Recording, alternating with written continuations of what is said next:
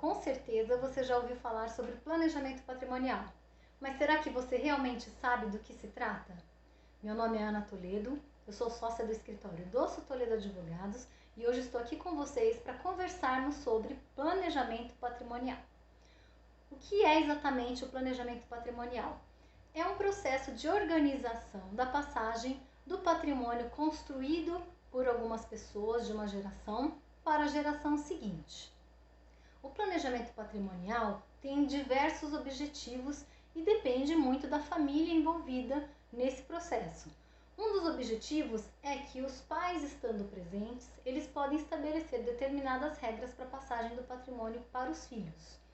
Um segundo objetivo, não menos importante, é que com o planejamento patrimonial é possível organizar o pagamento do imposto incidente sobre doação e herança de maneira a que a incidência do imposto tenha um menor impacto. A terceira importância do planejamento patrimonial é que muitas vezes o casal tem bens que não comportam uma divisão cômoda entre o número de filhos que eles têm. E o planejamento patrimonial permite que essa divisão seja feita de uma maneira mais justa. O quarto objetivo do planejamento patrimonial pode ser, por exemplo, não só a manutenção desse patrimônio dentro da família, como também o desenvolvimento dos negócios e da empresa, se tratar de uma empresa familiar que está sendo passada para a segunda ou terceira geração, de modo que a empresa possa prosperar, ainda que a geração que a criou não esteja mais aqui. É necessário que esse planejamento seja acompanhado por um advogado especializado, porque, dependendo da vocação do bem, por exemplo, eu vou dar um exemplo para vocês. Uma família possui várias lojas comerciais para aluguel. Então, o planejamento familiar dessa família tem que ser feito de maneira a considerar essa vocação dos bens para que não haja uma incidência pior de impostos na transmissão do patrimônio e também na exploração da atividade desses imóveis, que é a locação. A mesma coisa vale para os imóveis rurais. Dependendo do tipo de exploração feita nesses imóveis, é necessário que a passagem do patrimônio seja feita de uma determinada maneira e que a exploração, a organização da exploração dos imóveis seja feita de maneira simultânea, mas atendendo essa vocação dos bens. Uma outra vantagem do planejamento patrimonial envolve a transferência das empresas. A maior parte das empresas brasileiras é feita de empresas familiares. O que é isso? São empresas que tiveram origem num pai, numa mãe que começaram a trabalhar e a empresa cresceu. E muitas vezes a passagem para a segunda ou para a terceira geração é complicada, porque nem todos os filhos estão interessados naquela atividade ou nem todos têm a vocação e, no entanto, os pais querem deixar igualitariamente, normalmente, o patrimônio construído para os filhos. A passagem das empresas para os filhos mediante o planejamento patrimonial é muito benéfica, porque os pais que estão transmitindo esse patrimônio podem estabelecer regras de convivência, regra de partilha de resultados, regras estabelecendo quem que pode gerir a empresa ou não, de forma que mesmo o filho que não seja mais vocacionado a gerir a empresa, ele possa oferir os lucros como sócio e deixar para o irmão ou a irmã, ou mesmo estranhos, terceiros, profissionais, para a gestão dessa empresa, de forma que ela prospere, ainda que os doadores ainda não estejam mais aqui. O planejamento patrimonial deve ser feito sob medida para cada família, porque nenhuma família é igual a outra e nem mesmo os bens que compõem o patrimônio são iguais uma família da outra, ou mesmo, tanto faz, tanto de volume quanto de valor e etc.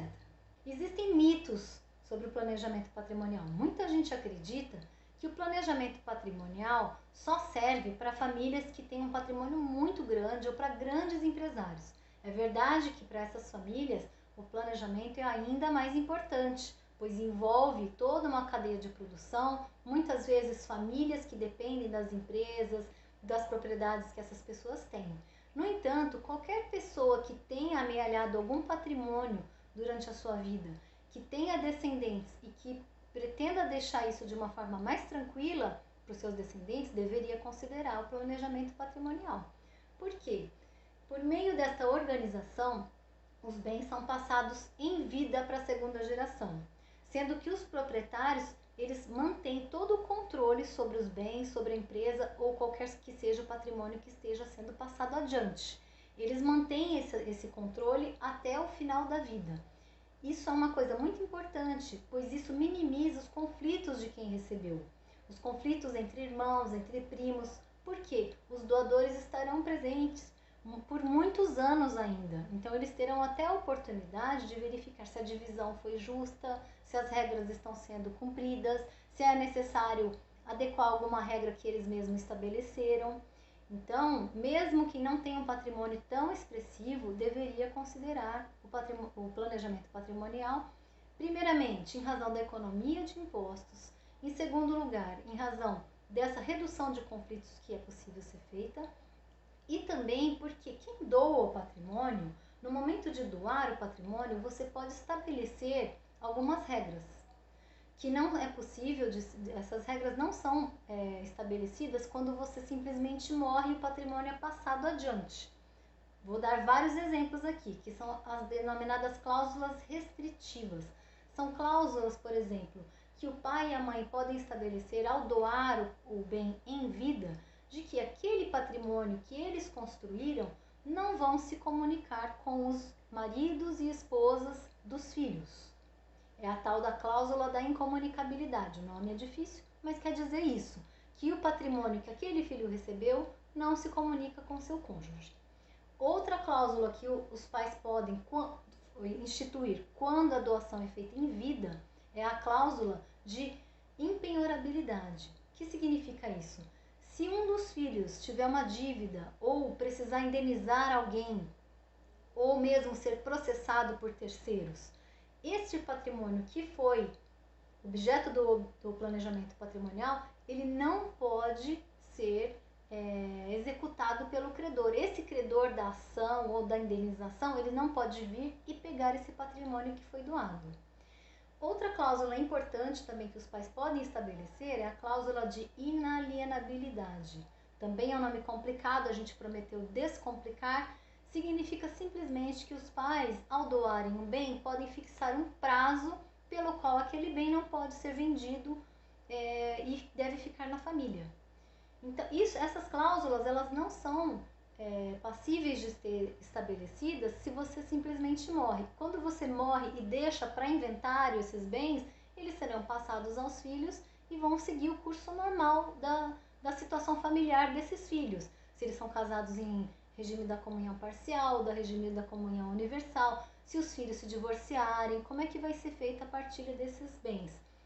Então, fazendo em vida, você consegue evitar que o destino desses bens seja diferente daquele que você quer. Uma outra vantagem do planejamento patrimonial é que tudo isso que a gente falou dispensa o inventário, a partilha de bens. Quando os doadores, que normalmente é o casal, ou um dos pais ou a mãe, não estiver mais aqui.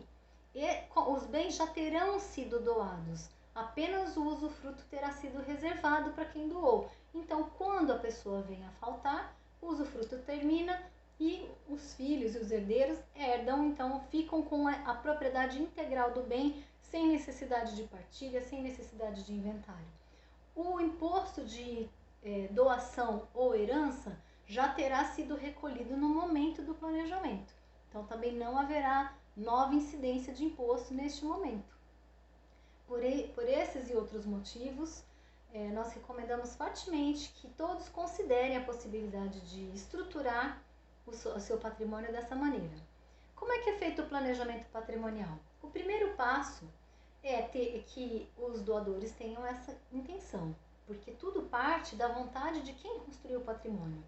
Nós, advogados, fazemos a vontade de quem tem o patrimônio e quem está deixando para os filhos. Então, tudo é feito para atender a esse desejo deles. Então, a primeira coisa que a gente faz é listar todos os bens que essa pessoa tem. E ela decide quais bens que vão entrar no planejamento patrimonial, quais que não irão entrar no planejamento patrimonial.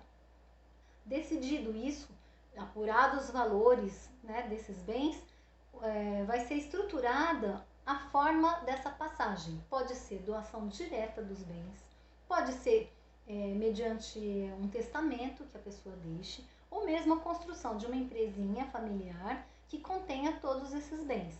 E aí os pais doam as cotas para os filhos, mantendo sempre, como a gente já falou, o controle de todos esses patrimônios. O testamento é um mecanismo muito interessante de ser utilizado. No entanto, como a pessoa não está mais aqui quando ele vai ser executado, ela tem menos controle do que vai acontecer. Pode haver uma contestação judicial, pode haver contestação quanto à interpretação daquele testamento. Mas é um mecanismo que muitas vezes pode ser muito útil em determinadas situações. A empresa familiar também é um mecanismo muito útil para isso, porque ela permite todos esses mecanismos que nós falamos e permite ainda que seja estabelecido por meio de um acordo de sócios como é que os filhos vão se relacionar depois que os pais não estiverem mais aqui. Claro que não do ponto de vista emocional, porque sobre isso ninguém tem controle, mas sobre o ponto de vista patrimonial, o que será feito com aqueles bens da empresa, qual é o quórum para votação, se vai vender ou não, que valor que vai, qual é o quórum que vai ter que ter para destinar, por exemplo, uma fazenda para arrendamento, então para exploração própria, quanto de participação que cada um vai ter, regras de saída também, porque suponhamos que eu criei uma empresa, eu tenho 3 filhos, eu doei as cotas e vinha a faltar. E um dos filhos não quer mais ficar com o irmão, os irmãos como sócio. Como é que ele vai, qual que vai ser a regra de saída dele? Né? Ele vai apurar o valor pelo valor histórico daqueles bens, vai ter uma avaliação. Tudo isso os pais podem, estando presentes, resolver, escrever, todos concordam. E o melhor de tudo é que os pais fazem esse processo relativamente ainda jovens, né? Com filhos adultos, mas com uma certa juventude, com saúde, que eles podem viver muitos anos ainda nessa situação em que as coisas vão se acomodando, as pessoas vão se habituando a viver daquela maneira, com aquelas regras. Então, o risco, os pais podem ver o que deu certo, o que deu errado, ajustar eventualmente uma regra ou outra, não é mesmo? Então, o risco de haver conflito entre os herdeiros por conta de sucessão e de herança vai ao longo do tempo se diluindo, porque os pais estão presentes, eles determinaram a divisão, como vai funcionar, e eles podem corrigir eventuais falhas. Espero que vocês tenham gostado. Caso não tenha esclarecido a sua dúvida, deixe seu questionamento. Eu agradeço a atenção de todos. Até uma próxima.